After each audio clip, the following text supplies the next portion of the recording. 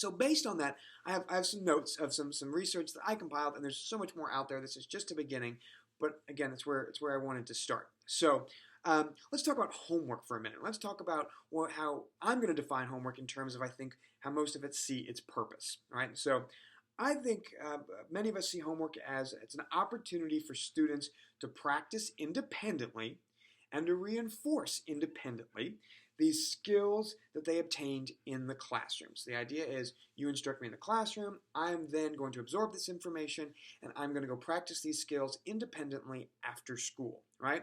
It can also be an opportunity to expand content. So I learned this really cool thing about space in school today. I'm going to go home, I'm going to read this paragraph or this particular worksheet about space and even learn more about it, and then most likely have some kind of skill application where I have to do true or false or compare and contrast or whatever the requisite skill was that we might have focused on that day. And I think most of us would argue that's what homework's about. There also is a component that we'll get to as well, where homework's about creating a work ethic or organizational skills, things like that. And I totally agree, and that's super important. And again, we're going to get to that in a moment. So that's homework. So let's think about those things. And so the argument I'm going to start creating is that if we know that homework is meant to reinforce skills independently, and we know that 70% of Shelby County school kids or more are poor readers, I'm going to argue it means they don't have the skills that homework's meant to reinforce.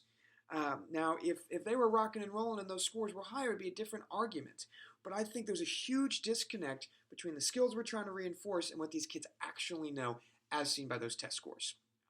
Because what I've learned is that there is not a single study available, not a single study that has any merit in terms of its veracity that shows a positive impact between homework in the elementary grades and student academic performance. So let me say it one more time. There is no correlation, proven correlation, no study that indicates, period, that there is a positive impact between homework and student academic performance. It just does not exist. Further, when we look at this idea of work ethic as building work ethic through homework, a little bit more meat or teeth behind that one.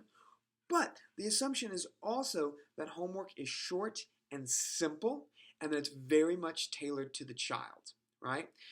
That's when we do see some positive impacts. And then over time, the homework becomes more complex in terms of what we see. And so in urban education, especially now, especially as we've become so test score driven, we've become more compliance-based, right?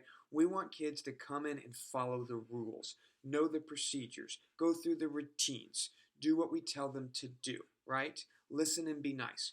All hugely important, and I'm in no way questioning why that is so important and why it's the tactic that we use. But I think it's important to realize it does create this kind of call and response culture, right?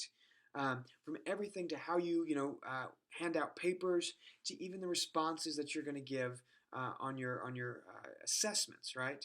Find the right answer, eliminate the wrong ones. And what happens is we're not really engaging kids in this really thoughtful, meaningful way. Contrast that to what we see in a lot of upper middle class, neighborhoods and schools. Again, I'm just stroking some huge stereotypes here.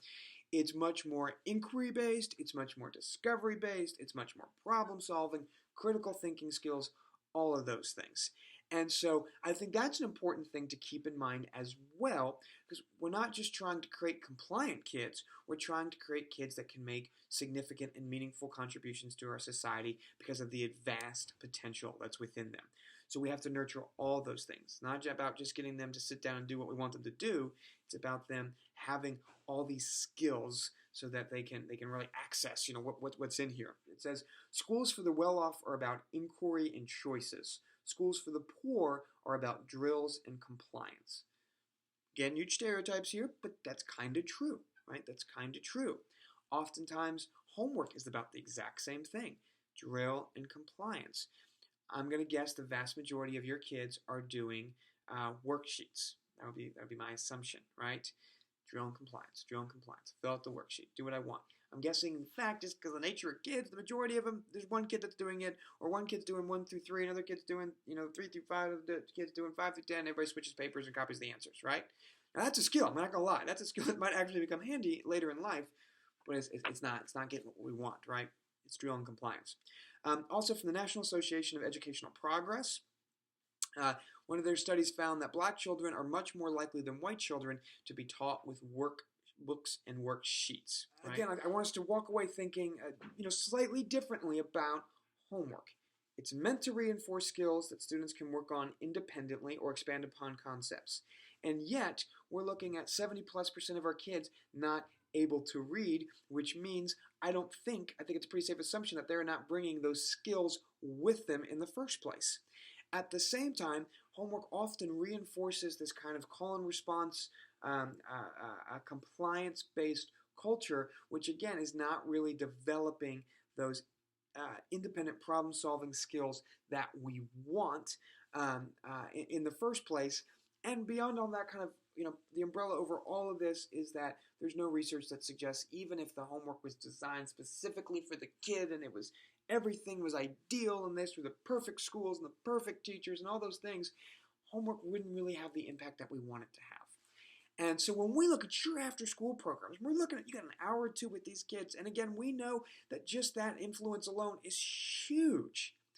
I would recommend we really rethink how we're going to do this. How can we really maximize this, right? Because most of our kids, when they're an at-risk reader, what they need is something different. If 8 hours a day right now is getting us 70% of our students reading below proficiency level, another hour of it is not going to make any difference. Again, it might even inhibit our goals. We have to do something differently. In special education, we're all about intervention. The child is performing in a certain way. They're not responding to the instruction as we want. So we have to introduce an intervention, something different than the vast majority of the population is getting, in hopes that they will then respond to that intervention.